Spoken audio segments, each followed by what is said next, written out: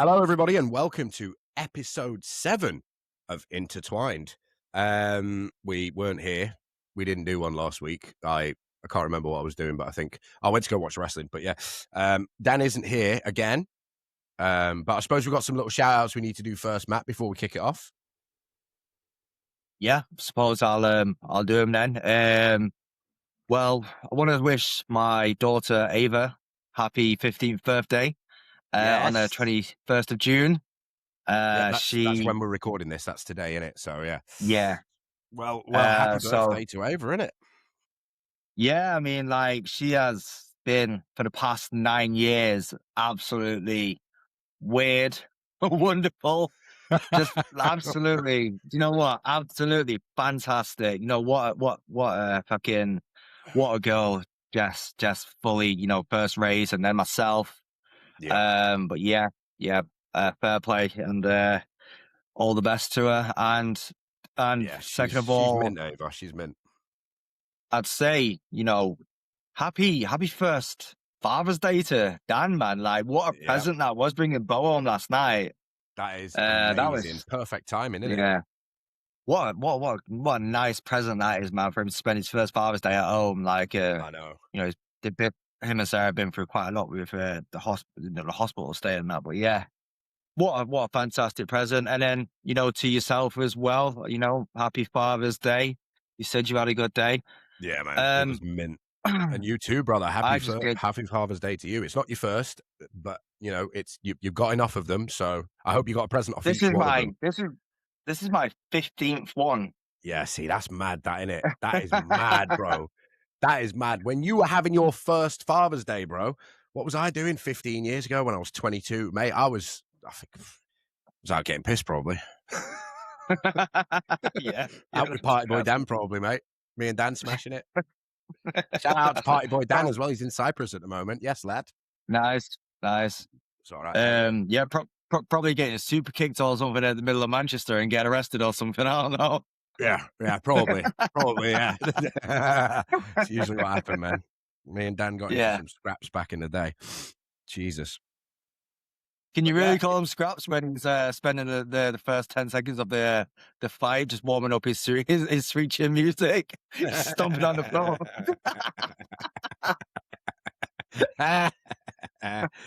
Brilliant.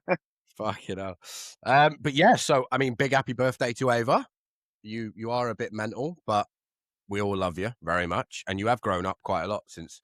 Well, I haven't seen you for a few years, but I know I keep on track of things on social media, and you seem to be doing well for yourself. So good for you, Ava. And Dan, of course, happy Father's Day to you, man. First one. We love you, and we're very proud of you that you finally got a kid, and everything's going swimmingly. Just don't stress Sarah out anymore. Do you know what I mean? She's a mum now, mate. She won't take it.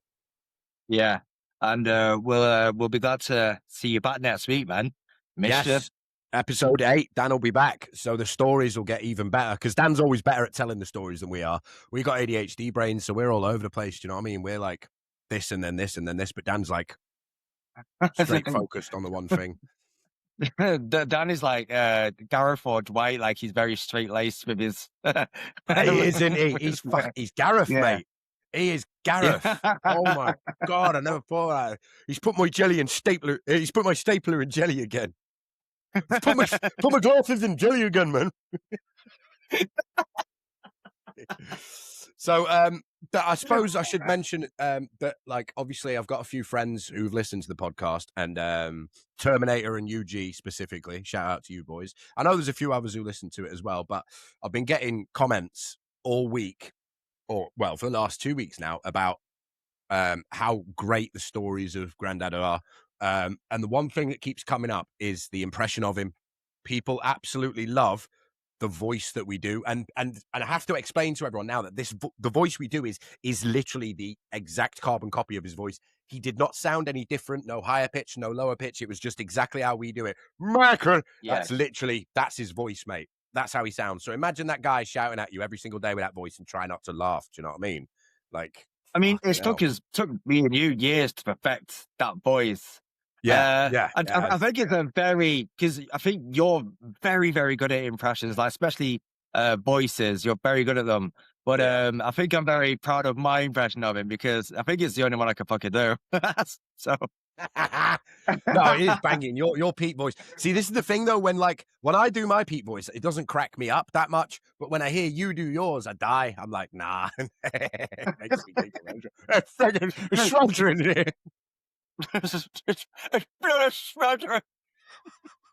You know what? Tell that story. Actually, have you told that before? I can't remember. Did you tell it on the last one? I don't know. I don't know. But I think I have. Sake. I can't remember. Yeah, I don't know. There's so many stories, man. Yeah, it is. But we were talking on the phone like midweek, and there was like a few more that came up. But I did want to, and I promise this is the last shout out for this fucking this party today. But oh my god, right? Since I moved to Crewe, I have been trying to find a nice fucking garlic bread with cheese and mushroom, yeah. And I cannot, for the life of me, mate. I have scrolled through every single fucking pizza place round here, mate. There is nothing that tops Luigi's Pizza's fucking garlic bread with cheese and mushroom. Luigi. Oh my god! You want to explain where Luigi's is? I need to message Jack. Yeah, I need to message Jack. I'd be like, yo, is Luigi still there? If it is, I'm driving down there. I'm driving back to Burnage, and I'm getting a fucking garlic bread with cheese and mushroom. Mate, I'm making it 20-inch, bro. I don't care. It's got to be the biggest one. Bread with cheese and mushrooms. Like, remember, oh my god. Remember Flathead, bro? Yes, Flathead. Oh my god. So the geezers that used to work. So this takeaway, Luigi's, was pretty much the only takeaway, apart from the Chinese round the corner. But it was the only takeaway that was near to us in Burnage on Cranwell Drive, where we used to live with Grandad and Mum. And yeah, so it was run by a couple. I don't know if they were Turkish guys or whatever, but you know, the usual takeaway boss man you get. Do you know what I mean? I thought it was Portuguese because the guy laughed at us during Euro 2004 when Portugal beat us. The curly-haired guy.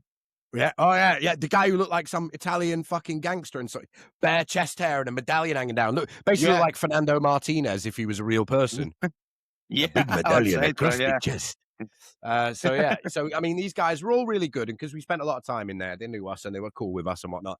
But there was one particular guy that worked in there. I don't know if it was. Now as an adult, I think it's probably because of how his hair was cut. But he had the flattest fucking head at the top that you've ever seen in your life. Like I'm looking around for something to try and. Do you know what I mean? So this was his head, basically. That was the top of his head, like that. Do you know what I mean? And we used to buzz off his head, and we used to make these little stories up like he'd be carrying the pizza boxes in the back on the top of his fucking head, because he had the most, like, if you put a spirit level on there, that bubble's staying in the middle, mate. It was just fucking ridiculous how flat his head was. He was a carpenter's wet dream, him. All he had to do was put his head on the floor and you'd be cutting corners out around it. Do you know what I mean? Man could serve fucking doner meat on his head, bro. In it, just put the tray on his head and shave the doner meat and drop it on the top of his head. Is this enough, boss? Sorry, there's a hair.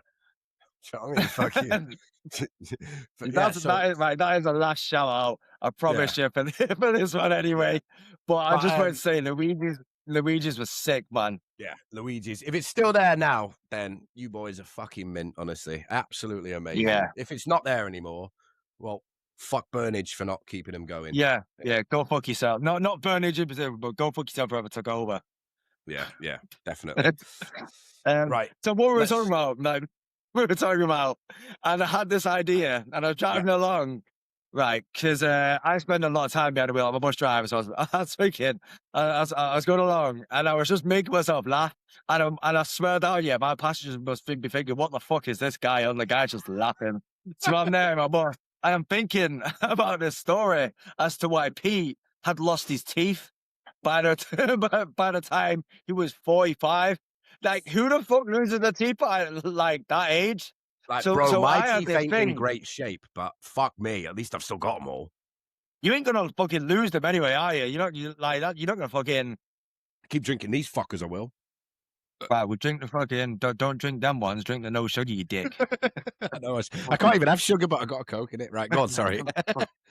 Yeah. So So I rang you and I was dead excited, weren't I? I was so excited. Like, And to people tell should you. know that we do this a lot. You call me a lot because you have an idea or you have a story that you just thought of while you're driving your bus and you're like, how's this going to sound for the podcast? I'm like, fuck, bro, every fucking story is mint. Let's get it in there.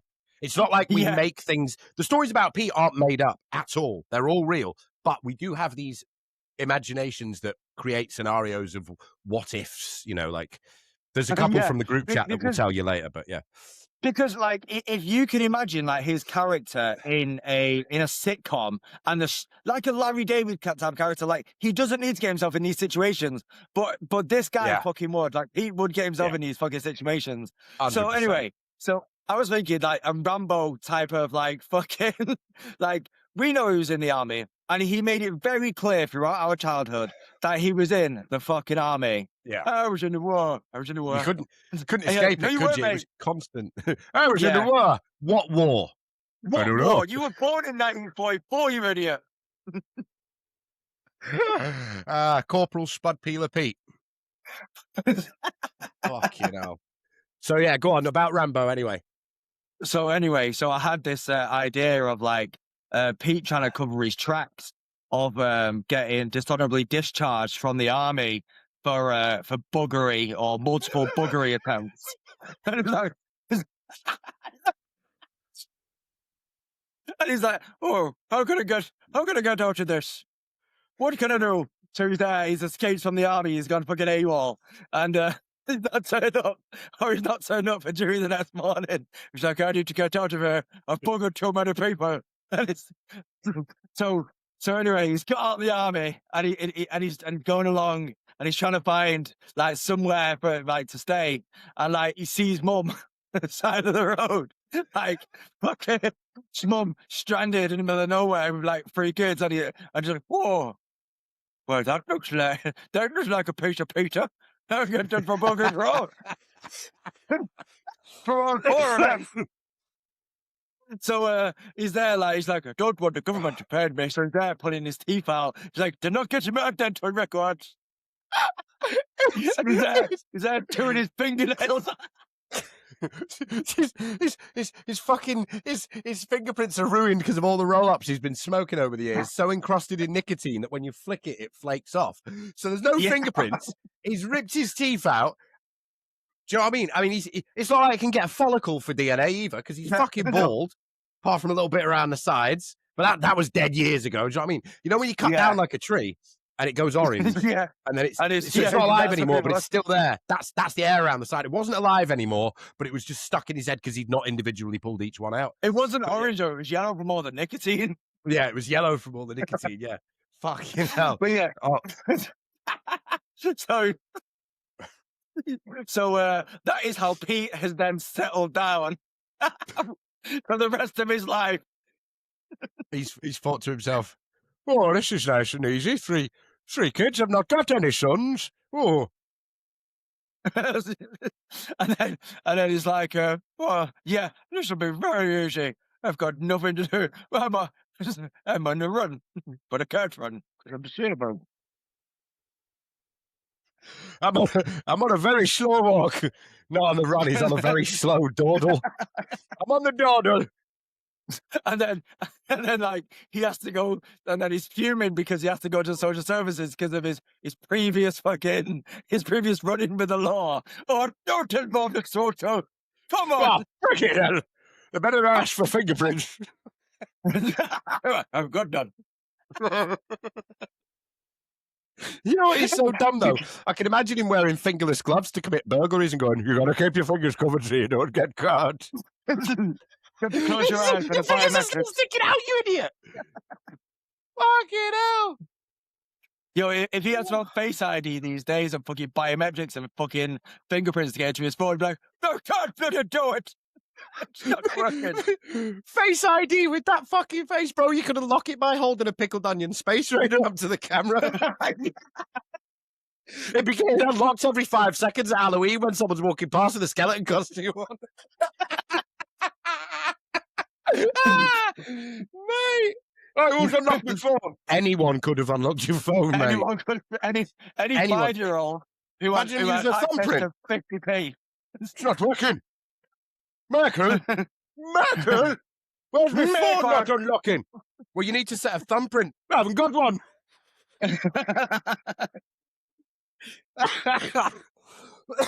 Oh, mate. It's like, and the thing is like these scenarios when like we come up with them, we tell each other on the phone or whatever, and we just start dying on the phone and think, fuck, that's too good not to put in the podcast. You know what I mean? That is very good. So that's it didn't necessarily happen, which it didn't. I mean, the buggery in the army probably happened, but the removing of the teeth. Yeah. The removing of the teeth and that. I don't think that happened. You know what I think happened? I think he got caught buggering someone and then was made to bite down on the barrel of a shotgun as punishment, and that's how he lost his teeth.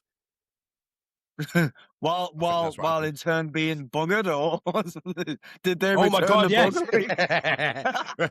How do you think I made it up through the ranks, Michael? Oh my God! That just reminded me of that fucking thing he used to do when he told a joke that he thought was really funny. Oh my God! In the room laughed. He'd sit there telling the kind of jokes that would literally think the jokes from the back of a penguin, shit, and then think Roy Chubby Brown, very offensive. Put them together, shit, very offensive jokes.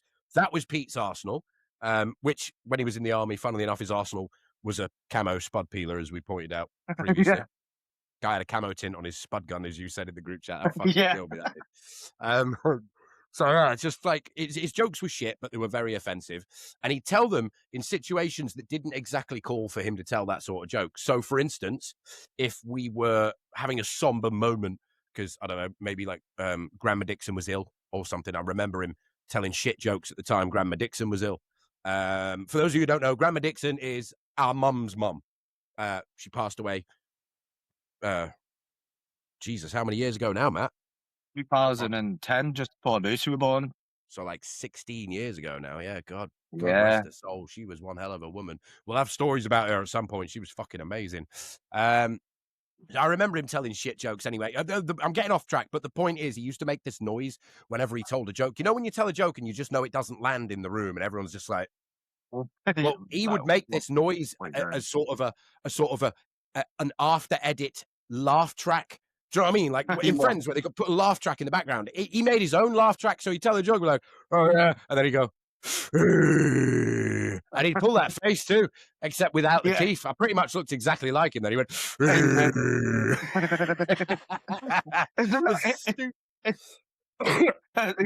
that his buggery face? I think it might be. Yeah, it's my buggery face when I get in bed with my wife later. Fucking hell. But yeah. Hey, babe. Teeth included. Teeth included, yeah. Teeth included on this one. But yeah, so it sounded, the noise he made was just he'd breathe in and go, like as if to say, like, this is your chance to laugh, when really all it sounded like was someone trying to cold start a 1980s transit van. You know what I mean? It was fucking terrible. Stop trying to cold start your transit van, Pete. Stop trying to cold start a tranny, mate. If he was still alive now with all of this, you can identify as whatnot. Imagine what his reaction would be. Oh, she looks nice. Turns around. Why's he got a beard? Mate, he'd be fucking, she's got a bigger beard than I have. What the bloody hell's going on? I'm confused and alone and cold. I want to go home. Dimension. Right. So let's tell some actual real Pete stories. Let's get into that. So I was thinking about it before, and I was thinking about obviously all three of our wives, and I remember like he would always say that we'd never amount to nothing. Me, you, and Dad, like, well, you're just bloody lazy. Yeah, you're bloody lazy. And if he saw what we were bringing home now, or what we would have brought to Mum's, and we're all sitting there, he'd be like, "What? It looks like Bib Station in here." I mean, it looks like the back of my Nokia 3210 in here. And then, like, he'd backtrack because Mum would be like, looking at him, staring at him. "Oh, I don't know what Bib Station is. It's a bloody kids." I've seen the Sky Bill, Pete, you dirty bastard. Oh, getting on that, actually, it's a reminder. Do you remember when we found out that the upstairs remote worked on the fucking TV downstairs and we kept putting Babe Station on every time? Oh my God, yes, bro. Holy shit. So this is another one of the pranks we used to do. Oh, excuse me. One of the other... Did you hear that? Yeah. Shit, I wasn't expecting that to come through. Sorry for those of you watching, that was a fart. Sound like one of Dan's. Oh yeah,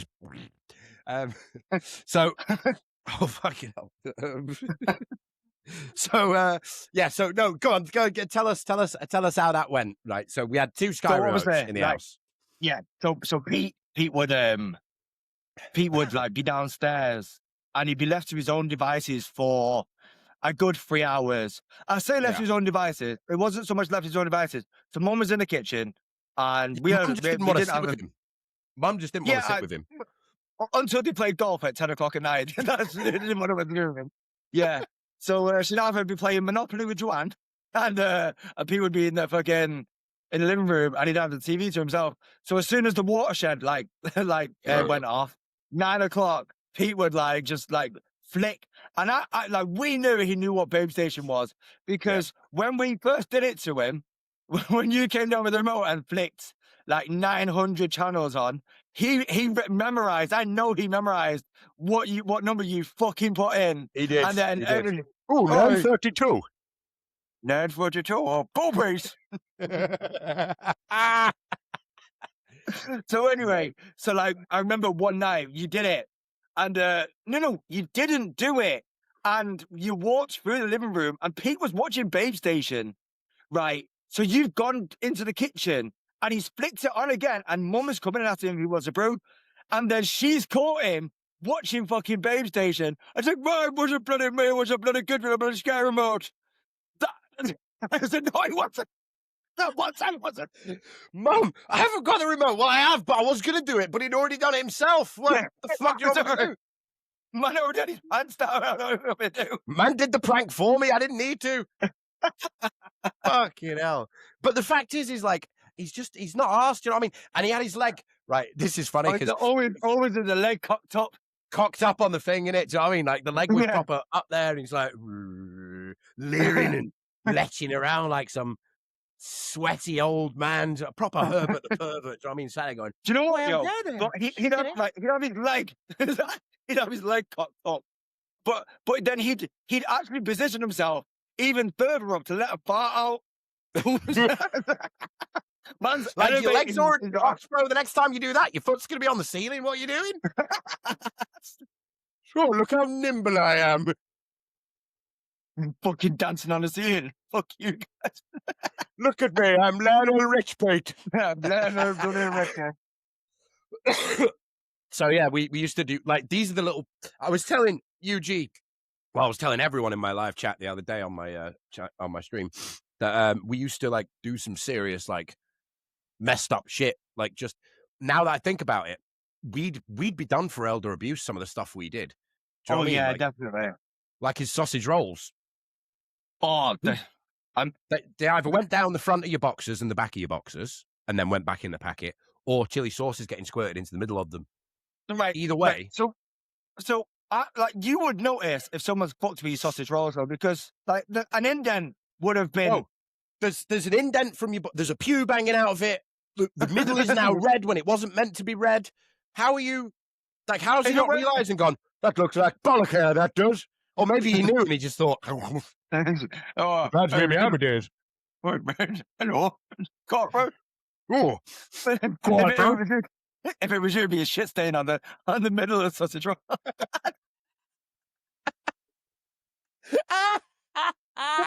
It would as well. There'd be an arse pube on there and then a little tangle mango attached to it, and he'd be like, "Oh, crunchy."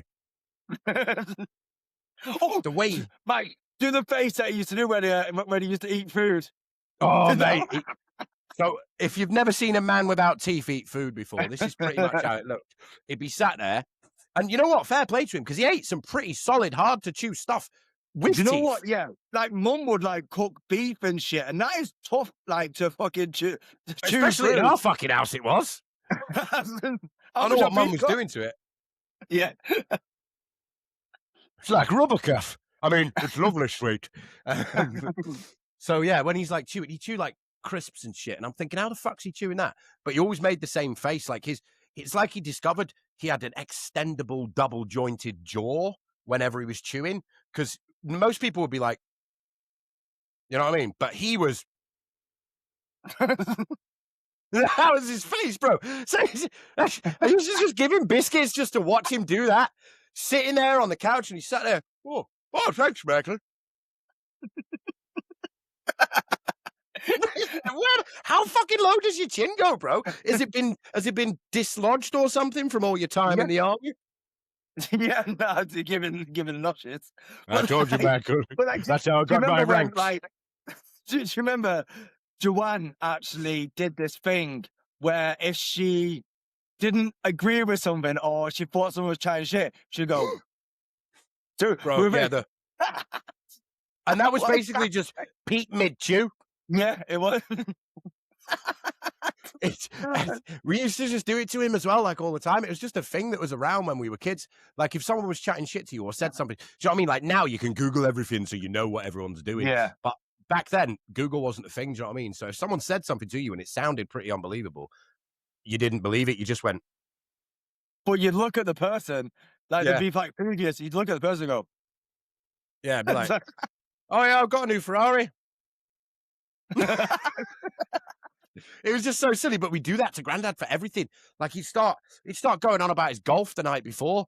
Oh yes, I got 3 eagles, Michael. You know what that is? No. Well, I got 3 of them in a row, and I'd just be like, "Oh, that's nice." What happened to your face there? It's nervous tick. Nervous? What you nervous for? I've heard your stories from the army. Hey! Hey! There you go. Oh, do you know what as well? He used to love saying "a" lot, didn't he? He didn't say "hey." Yeah. No, it was hey. Like, but then when it was when he was confused, it was He basically communicated like Neanderthal man. Every communication was like, you know what I mean? When a word couldn't fall out from his gums, he'd just end up just Huh? He's like Mark Wahlberg. He's always angry and confused, isn't he? He's always, hey! Huh? His shit table.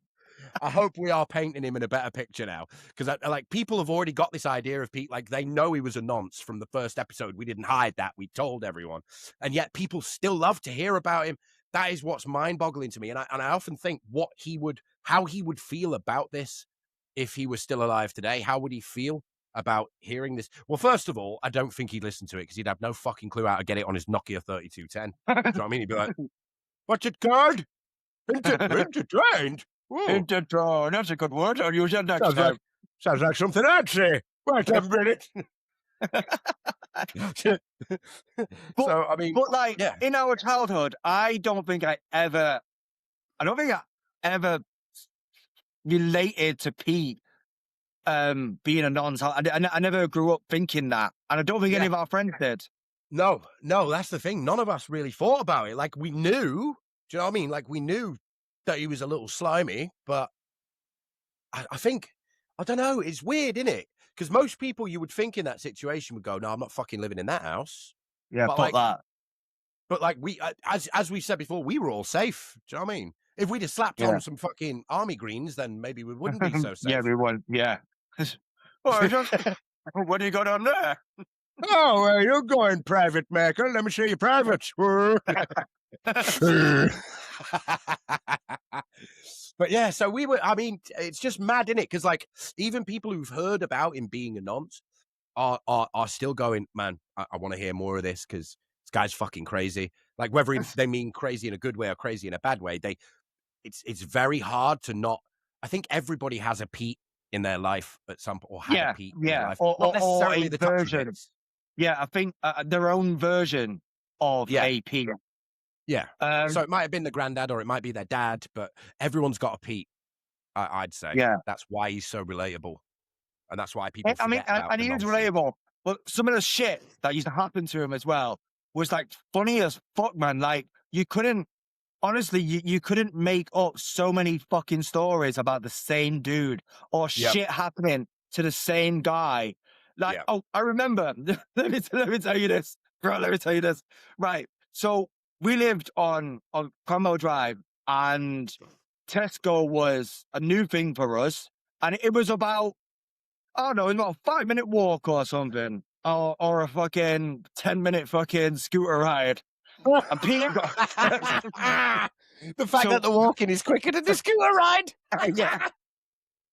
I mean, if you're Alex trying to get 10 cans of Orange Boon, it'd be 2 minutes, bro. Oh, mate. What So- a rotter. Alex was, we used to call him Kralix, but Alex was our older sister's boyfriend at the time. Yeah. And he was just a cross between Devo and Sam Dingle. He was just, and he had this fucking scar on his face as well, like Dr. Evil as well. He was fucking, he was the dodgiest person. He'd sell his own grandmother if she was still alive. Honestly. I think he actually sold her. I fully believe he's actually sold her, bro. How much can you give me for this? Getting back to Pete. And so as the Tesco was about 10 minutes for him away, and mum would be like, "Are you okay? Do you want to go out?" And this was like when he got not ill, but this is where it first started. And we had so he went to Tesco, but he had this friend that he used to talk to every morning, and he was like, used to talk to him about 5 or 10 minutes. And my mum would ring him like, "Where are you, man? Where are you?" It's like, I know where it's going, bro. That's you've why I'm been trying to time. stifle myself. So he's talking to this guy. He's talking to his friend, and he's leaning, bro, on his finger, like thinking he's fucking sick, thinking he's cool. He's leaning on his handlebars, and he's just snapped, and he's gone. He's gone, mate. He's flopped. He's fucking gone. He's gone.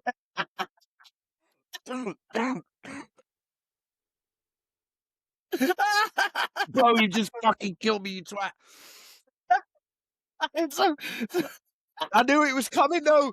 I knew it was coming. It's the fact that he thinks he's the fucking Fonz, just like, and he's gone, mate. Oh my God. I swear to God, did he not stay on the floor until the guy had rang mum on a phone and she had to come round and get him? I had to go and get him. Was it you? Mate. I swear I was about 14, 15. Me and mum went round. Mum went round on the other mobility scooter, which was in the fucking shed. She's got to tell it. How is the handlebar snapping, bro? Why is it so fucking... I've seen like proper fat people on them. Do you know what I mean? They're not designed to break. So he's obviously got a really shit one. Or that was a pre-existing thing that I don't know, maybe they got ripped off or something. Yeah. So anyway, he's still on the floor about 15 minutes later. Because this friend guy is not, he's like in his 80s, he couldn't do anything. So Pete's still on the floor. Bearing in mind, bare passers by just whizzing past. I swear Mert was one of them, like passing by as well, just not helping him. No, me. No, I ain't about that. See you later. Yeah, not to do. Just go and buy a sec. No, me. So I picked him up. I picked him up now. And mum's like, "How the bloody hell have you brought the handlebar?" I was like, "Well, it wasn't bloody me." Yes. And it was a bloody kids bloody messing about again. How is it always come back to me and Mike? Bro, we weren't even, you know what I mean? Like, he's taking his own scooter out for a ride, and somehow the handlebar is broken because he's leaned on it like some sort of fucking Jezebel. Leaned on it, and then it snapped. And then he's like, "That's a fucking kid. Wasn't me." What do you mean it wasn't you? Who leaned on it, Pete? Well, me, but, you know. When I got him up, he was like, "What have you two been doing?" And I'm like, "I didn't fucking do anything. Mate, I'll put you back on the floor. Fuck off." Mate, I will put you back on the floor. Better get acquainted with that grass real quick, mate. He's there with like fucking ladybirds calling across his head. Oh, is that an aphid?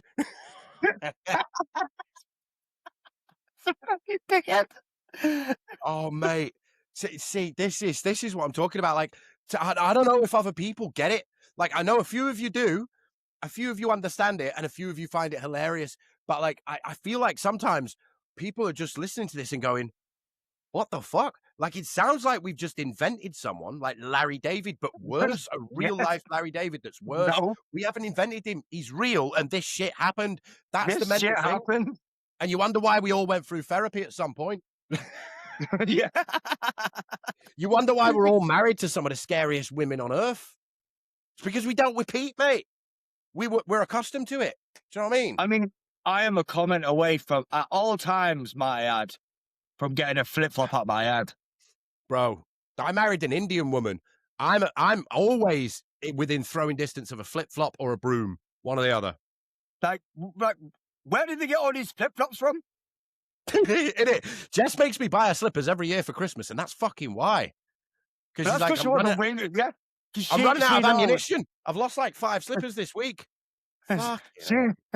She knows as soon as you wake up, a comment's going to piss her off, and one of them slippers is getting winged at your head. Bro, just me waking up in the morning pisses her off. For fuck's sake. Yeah. Fuck's sake, Michael. Why have you woke up again? So you woke up? Didn't hold the pillow on your face long enough, then I see. Why are you married to Queen Elizabeth? I know, innit? It's fucking, it's mental, innit? But yeah, so we went through, like, this person was very real to us. And now as adults, obviously we can look back and be like, we can laugh about it and stuff. But at the time, some of the stuff was quite traumatizing. Not that he diddled us or anything, because he didn't, but just the way he was very, very strict. I said this to UG the other day. I said he was super military about everything. Oh, yes, everyone's getting up at the same time. Yeah, everyone's getting up at the same fucking time. Do you know what I mean? You're going to bed at the same time. And it's like, it was harrowing as a young person, as a teenager, especially when all you want to do is go out and hang with your mates, or, do you know what I mean? Go and play football or whatever. And go to sleep till 12 o'clock in the afternoon. 12 o'clock. What time are you waking up? 8 o'clock in the morning, 8 o'clock at night. That depends on real. And then, you know what? If he said that, what time are you waking up in the morning? What time are you waking up? 8 o'clock in the morning, 8 o'clock at night. And then if you had the audacity to go, probably about 12 o'clock, he would be fuming, mate. Fuming, bro. Oh my God. You'd be getting that thesaurus chucked at your head, mate. Fuming. God, make me so much thesaurus. Like, for me, you gave me an option of what time I want to wake up. Like, between them times that you gave me, can I not wake up between them times? You arsehole.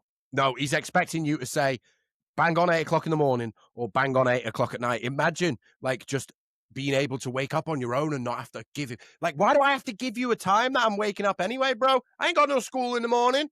I ain't got no work. I ain't Dan.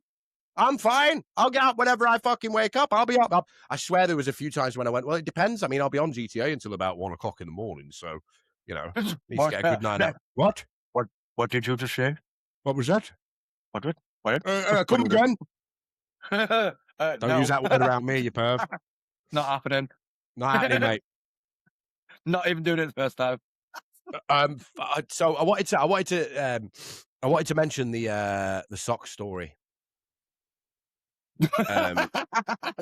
See, he's going already. Because I wanted to. Yeah, I thought it's a nice way to wrap it up with a little funny, just a snidey. You know, same as me pointing at Pete's feet and stuff, because UG loved that, by the way. He says he's still laughing about that now, about me pointing at Pete's feet. And then he literally quoted it to me. He was like, because you were laughing, he quoted it to me and went, oh, will you pig off? You're going to mess around. He quoted it to me in my ears. I was like, oh my God, bro, you love this. It's brilliant. So a little story, I guess, for UG, but for everybody. There was a time when I was younger, So basically, I turned up at Grandad's house with nothing of my own, essentially, didn't I? Pretty much clothes that was on my back and then a little bag with maybe 2 items in it or something like that. Because when Catherine left and fucked off, she took my shit with her. I don't know why she thought I was going. Isn't that a bit backwards as a parent? Do you not go, oh, I should make sure I bring my kid? No, I'm going to bring his clothes. So weird, man. It's just fucked up. Like, what's that? What is that about, man? Oh, no. She's not parenting bone in her body. But anyway, so I didn't have much.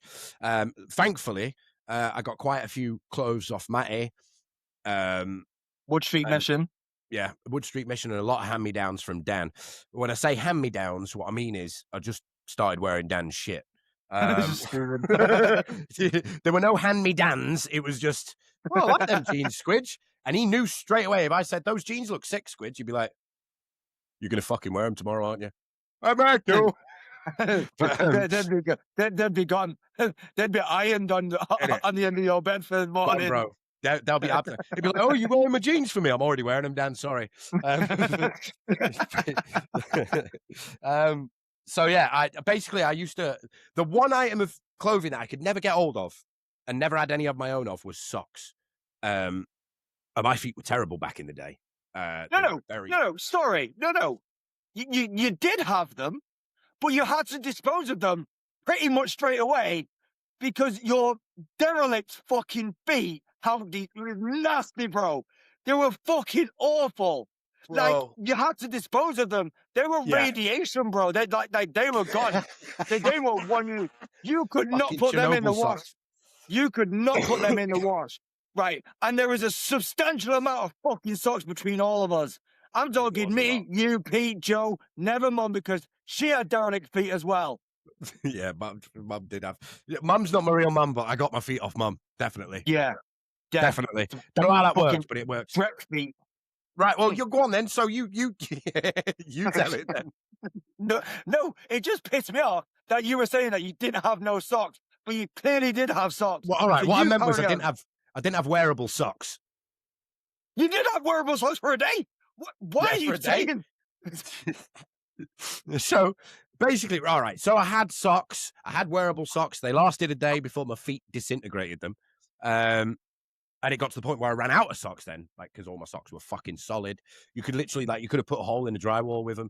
Remember when we were telling the story about fucking me winging a pair of socks at the door and people said, what was that? Yeah. You know what I mean? That time. Yeah. So that was my socks that did that, the big bang. Like a cannon. Fucking. So I used to nick Grandad's socks, basically. I used to sneak into his bedroom, top drawer, middle of the wardrobe, nick his socks. And this went, I'd say, I don't know, would you say it went unnoticed for a little while? I think it did, didn't it? Like, I don't think he figured it out. Because he pretty much wore 2 pairs of socks on rotation because he didn't go anywhere. His feet were fine. How were they so white? They were pristine, like they were like new. Fuck all. That's why. Yeah, I would say yeah. But like, I always looked in the socks. These on. You always had these on. They are. They are house exactly shoes. the same ones, bro. House shoes. Fucking slippers, you idiot. Shut up. Just say slippers, man. Innit? Just say slippers. Hey, give me house shoes. So yeah, basically, like I'd been nicking his socks for a few weeks, easy, and then he started fucking noticing that his socks were. But they weren't even good, mate. Socks. They were shit socks as well. They were just plain socks. Yeah, just plain white socks. Just maybe one of them would have like a little black stripe around the top of it, but that'd be even then that'd be too much customization for Pete. Whoa, Mr. Panty Pants, are we? Oh, look at me! I got a black ring around my socks. Whoa, how much did these cost? I don't know. Got them from stolen from Ivor. So he started noticing this, and I remember hearing him talking to Mum about it. Do you know what I mean? Because like his voice was so big and booming, you could hear him down. Yeah. Oh, sweet. Well, that bloody socks. I just went up to get a pair. There's only 3 pairs left. We'll have to go get some more. And then, like, obviously, Mum didn't know either that I was nicking the socks. So there was one time. Then I guess by powers of deduction, he knows Mum's not wearing them, so he thought one of the kids has got my socks. So I think what he started to do, I noticed a few days before this situation happened, that he started paying more attention to our ankles, and I'm thinking. So I mean, I can.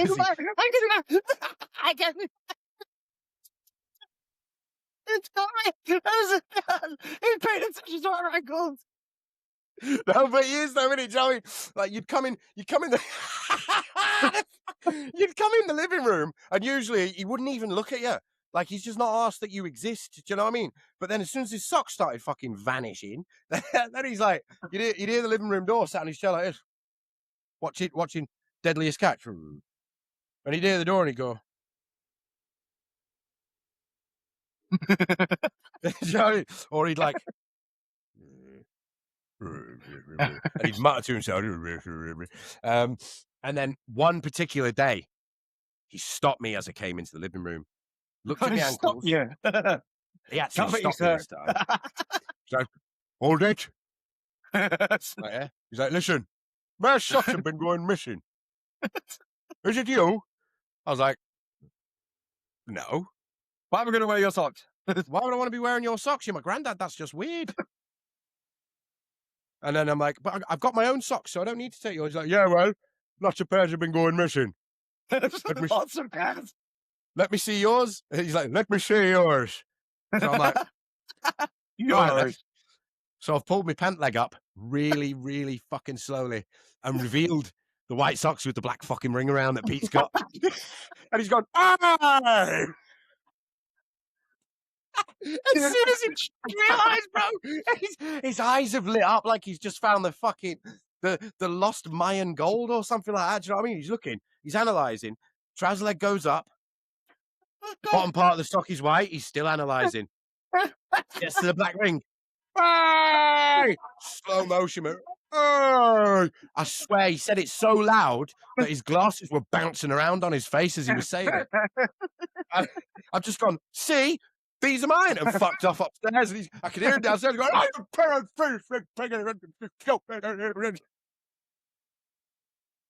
oh, when I get my hands on you. Yo, wait. If I wasn't so bloody crippled, I'd be up there like a flash lad. No, you'll pay for this. You'll pay for this? No, you paid for these, thanks. You'll pay. He's doubled down on me. Cuff, you have a bloody word with him. Oh, it's just his fucking reaction for everything was gold, bro. Do you know what I mean? Even simple little things just killed me, killed us. The littlest. Mate, I'm fucking sweating. I know I'm boiling as well, bro. Dying, I'm absolutely dying. I think you know what? I think we'll leave it there because the next time we do this, Dan's going to be here, so we've got way better stories. UG in particular wants to hear about the funeral, so I think maybe that'll be a good story for when Dan comes back. Definitely. Yeah. I also have a few in reserve as well.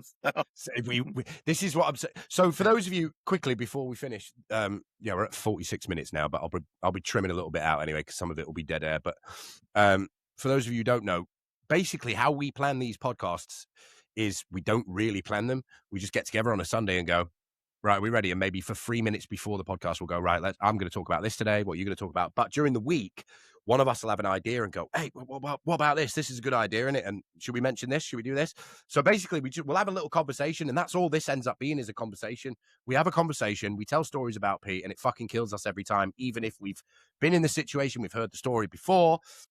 So yeah, basically we end up keeping little bits in reserve, thinking, do we tell this now, or do we wait for Dan, or do we tell this, about this person, or do we mention this person like Grandma Dixon, Alex? So it's not just Pete. There is a lot of stories about other people as well in the family. Yeah, there is.